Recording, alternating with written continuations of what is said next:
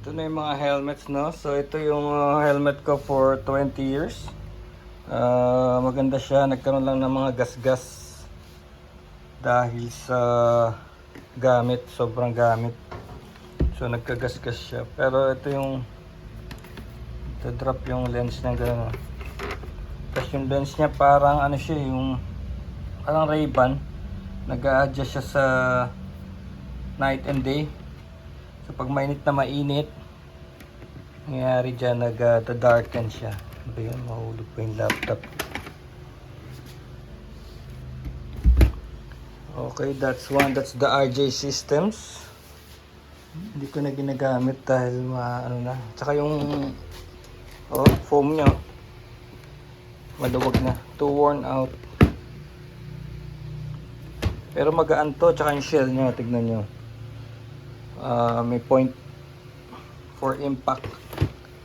Ngayon, that's our helmet. Of course, this one is the 500 peso helmet. Wala rin protection. Design lang. So, ito yung tinatawag nilang mga hardcore helmets, no? Litaw ang buong muka. So, kailangan mo mag-shades, pero sigurado yan, sunog ang mukha mo sa araw. Tapos, ito yung helmet na 600, na mukhang maganda, pero actually, hindi siya maganda. Nung nasubukan ko na, alam nyo kung bakit. Unang-una yung lens. Unang-una itong lens, hindi siya hindi siya true. Ano siya, yung wavy, hindi siya parang lens talaga na mamahalin. Talagang plastic lang siya. Alam niyo yung face mask ng face mask ng may sakit. Face shield yun, ganun, di maganda. So mura siya, tapos dito maluwag, hindi sukat sa ulo, hindi kagaya ng mamahalin. May memory foam. Ito hindi, maganda lang ang forma niya, tignan mo, parang Iron Man, Pero nung sinuot ko one time, ayoko na kagad.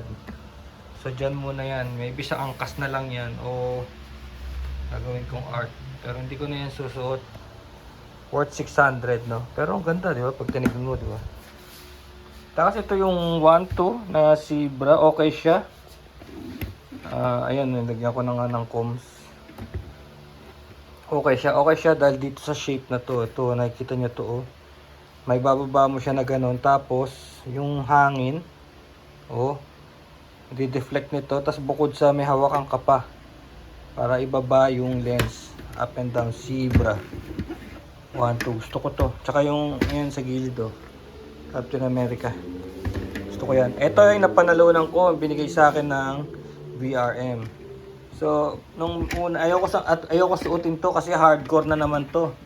Wala na naman tong face shield, Walang lens. So, ang hirap. Sunog ang mukha mo, tapos puwing ka pa. So, ito, nakuha ko tong attachment na to sa Lazada, Kiniklip mo lang doon sa mga buttons na yun, clip-ons. Tapos, itong shield, 250 pesos. So, para siyang bubble, Nagtaka nga ako dun sa packet niya, Galing China yan, Tawag nila, Big Bra. Big Bra. Parang sinasabi nila, parang boobs ang shape niya. So, that's for the Chinese. Pero 250 lang, galing pa yan China. So, yan, naangat siya. So, yan ang gusto ko, yan, Kung hindi alam nyo kung hindi VRM to, Vintage Rider Manila. Since 1978. So, lumalabas kung ito ay, napanalunan ko lang to, doon sa parada ng 1976. Parada ng DGR. Napanalunan ko to. Pero kung bibili nyo to, it's around 3.5. 3.5 siya. Without the lens, yung may lens nasa 5K. Kasi maganda sa mga VRM is ang liit niya. Look. Tignan nyo na lang, Tignan nyo na lang ang size niya sa mga ordinary helmets, di ba? Tignan nyo na lang ang sizing niya. Kasi ang VRM is maliit. Maliit sa, parang sakto-sakto lang sa ulo. Kung mag-a-adjust ka ng small, medium, large, ang i-adjust nila yung pad. Hindi actually yung shell, yung pads. Yan, pagka small ka, pagka large ka, linipis ng konti yung pads. Pero maganda ang quality niya. So dahil sa shell na to, gagamitin ko na siya uli. Dati talaga hindi ko kayang walang shell. Kasi nung ginamit ko to, ang labas ko sa work is 11. 11 a.m., 12 p.m. 11 a.m., 12 p.m. Yun ang labas ko sa work. So, nasusunog ang mukha ko. Nasunog yung mukha ko, tapos ang sakit sa mata. Kasora eyes pa ako. Sabi ko, hindi ko na ito gagamitin. Kailangan ko talaga yung merong shade. Ito nga, parang ayoko na. Alam mo kung bakit? Isa pa to. Sabihin ko sa inyo Kasi pinagmamalaki nito double lens. Ayan double lens daw. Yan ang pinagmamalaki. Nalalaglag. Habang umaandar ka, bigla na lang nagko-collapse na ganun. So talagang hindi talaga pwede. Imitation talaga to nung original. So, nung sabi ko dati na kung nagtitip kung wala kayong pera, pwede na to. I take it back. Hindi maganda. Puti pa. Ganito na lang. Kasi ito is 1,200. Pag nag-sale to, 1,000 lang. Ganun. Zebra. Marami itong design. And of course, kung medyo afford nyo, kasi kung sa quality. Kasi papakita ko sa inyo, hindi to na pinch siya. Dito na pipiga. Hindi na pipiga itong VRM. Hindi kagaya itong mga to, napipiga sila. Nako-compress sila. Pipiga. Gumagalaw. Ito hindi. Matigas siya talaga. So kasi minsan ang binibili sa mga helmets yung mga patent nila. Patents at saka yung shapes. Tsaka yung tigas.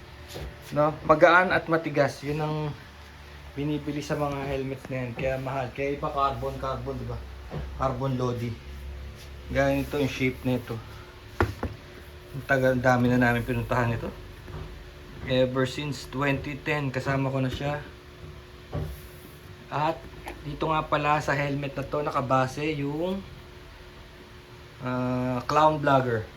Kasi nakikita niyo yung Clown Vlogger, may headset at saka may mouthpiece at saka may ganito. Nakikita niyo yan. May metal.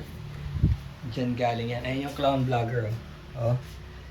Diba? May metal ayun ayun yung metal Ito yung lens. Ito yung GoPro. May GoPro sa kamay, may GoPro sa mata. Tapos may headset. Wala pala yung mic dito sa version na to. Kasi nasa jeep siya. Ito pa yung iba Tignan niyo. GoPro Vlogger. Nakikita niyo yan, checkered na yan. That's the balaklava. May balaklava akong checkered green. Paborito ko. Yan yun. Checkered green pero hindi Technicolor. Naging Technicolor na lang. Through the version. Ito yung art ko. Dito yung first art room ko Pero lumabas na ako. Diba nagkaroon na nga ng gallery sa labas. Dito ako nag-art nung unang-una. Yan. Of course, this is me Ayun pa mga art. It's na art room. Okay. That's it for the helmets. Gagamitin ko to ngayon. Tapos mag-vlog pa tayo kung anong pakiramdam ng bubble helmet Kasi first time kong gagamitin to with the shield. Titignan natin kung hindi nagra-rattle. Ayan, look. Kasi parang hindi naman siya naigpitan naka-clips lang ayan